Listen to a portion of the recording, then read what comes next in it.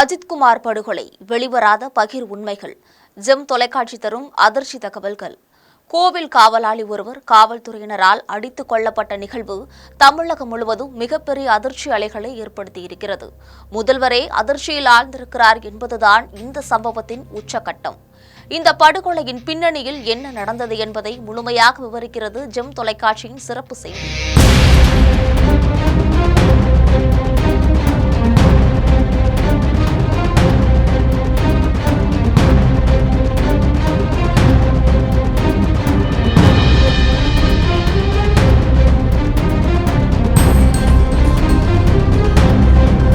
சிவகங்கை மாவட்டம் திருப்புவனம் அருகே இருக்கிறது மடப்புரம் என்ற சின்னஞ்சிறிய கிராமம். இந்த கிராமத்தில் சுமார் 600 குடும்பத்தினர் வசித்து வருகிறார்கள். சின்னஞ்சிறிய ஊராக இருந்தாலும் இங்குள்ள 2 கோவில்கள் மிகவும் பிரசித்தி பெற்றவை. ஒன்று அடைக்கலம் காத்த அய்யனார் கோவில், மற்றொன்று பத்திரகாளி அம்மன் கோவில். இந்த 2 கோவில்களுக்குமே தினமும் சுமார் 1000 பக்தர்கள் வந்து செல்கிறார்கள். இந்த கிராமத்தில் பெரும்பாலானவர்கள் விவசாயம் மற்றும் கூலி தொழில் செய்பவர்கள். இந்த கோவிலிலிருந்து சுமார் 1 கிலோமீட்டர் தொலைவில் அஜித்குமார் என்பவரது வீடு இருக்கிறது. மிக சின்னஞ்சிறிய வீட்டில் தனது தாயார் மாலதியுடன் அவர் வசித்து வருகிறார். அஜித்குமாருக்கு நவீன்குமார் என்று ஒரு சகோதரரும் உண்டு. அஜித்குமார் 10வது வகுப்பு வரை படித்துவிட்டு ஒரு தனியார் கம்பெனியில் வேலை பார்த்து வந்தார். இந்த நிலையில் பத்திரகாளி அம்மன் கோவிலில் மாதம் 10,000 ரூபாய் சம்பளத்திற்கு வேலைக்கு அமர்த்தப்பட்டார். இந்த கோவிலின் பூஜைகள் முதல் அனைத்து வேலைகளையும் 27 வயதான அஜித்குமார் தான் கவனித்து வந்தார். இந்த கோவிலை சுற்றி பூக்கடைகள், தேங்காய், பழம், பத்தி, சூடம் விற்கும் சில கடைகள் உள்ளன.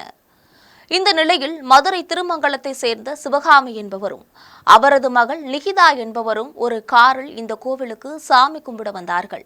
நிகிதா மதுரையில் டாக்டராக பணியாற்றி வருகிறார். நிகிதாவின் தாயார் சிவகாமி அம்மாளுக்கு 76 வயதாகிறது.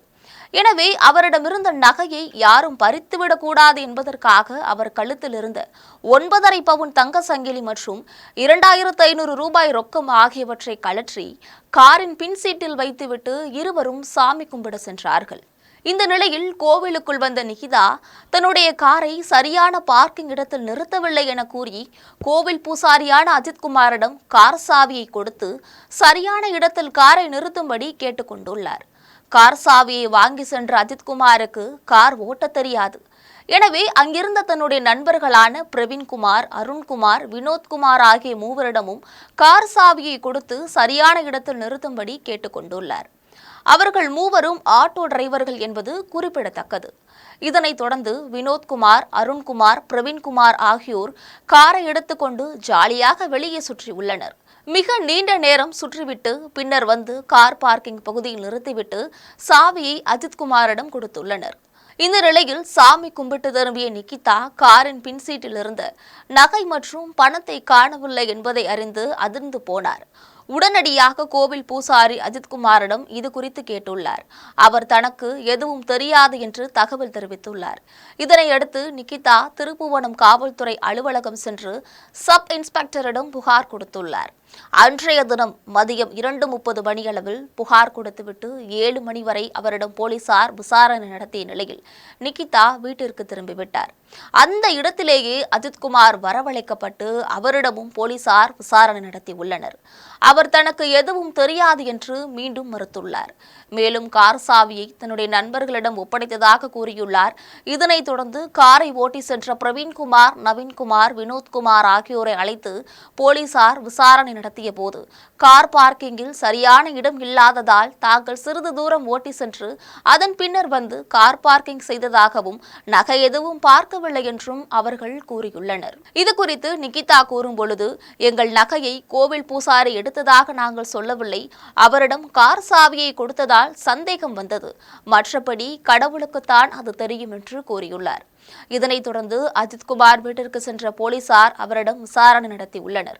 அப்பொழுது அஜித்குமாரின் தாயார், நான் மாவு அரைத்து விற்று பிழைத்து வருகிறேன், நீ எதுவும் நகை திருடினாயா என்று கேட்டுள்ளார். ஆனால் நான் திருடவில்லை அம்மா என்று அஜித்குமார் தனது தாயாரிடம் கூறியுள்ளார். இதன் பிறகு மானாமதுரை குற்றப்பிரிவு தனிப்படை காவலர்கள் அஜித்குமாரை அழைத்து சென்றுள்ளனர். காவல் நிலையத்தில் வைத்து அவரிடம் 2 நாட்கள் விசாரணை நடந்துள்ளது. இந்த விசாரணையின் போது அவரை அடித்து துன்புறுத்தியதாக தெரிகிறது. அதனைத் தொடர்ந்து அடியும் வலியும் தாங்காமல் துடித்த அஜித்குமார் கோவில் பின்புறம் நகையை புதைத்து வைத்துள்ளதாக கூறியுள்ளார். அவ்வாறு கூறினால் தன்னை விட்டு விடுவார்கள் என்று அவர் பொய் சொல்லியதாக தெரிகிறது. இதனைத் தொடர்ந்து கடந்த சனிக்கிழமை 28ஆம் தேதி மாலை 6 மணியளவில் மடப்புரம் பத்திரகாளியம்மன் கோவில் அலுவலகத்தின் பின்புறம் உள்ள மாட்டுத் தொழுவத்தில் வைத்து காவல்துறையினர் விசாரணை நடத்தியுள்ளனர். நகையை புதைத்து வைத்த இடத்தை காட்டு என்று கூறியுள்ளனர். அவர் பல்வேறு இடங்களை காட்டியுள்ளார். இதனால் காவல்துறையினர் கோபம் கொண்டு அவரை இரும்பு கம்பிகளால் தாக்கியுள்ளனர். வலி தாங்காமல் துடித்த அஜித்குமார் தனக்கு தண்ணீர் வேண்டும் என்று கண்ணீர் விட்டுள்ளார். அப்பொழுது மிளகாய் பொடியை அரைத்து தண்ணீரில் கலந்து அவருக்கு குடிக்க கொடுத்துள்ளனர். மேலும் அவரை அடித்தபோது அவர் மரணமடைந்துள்ளார்.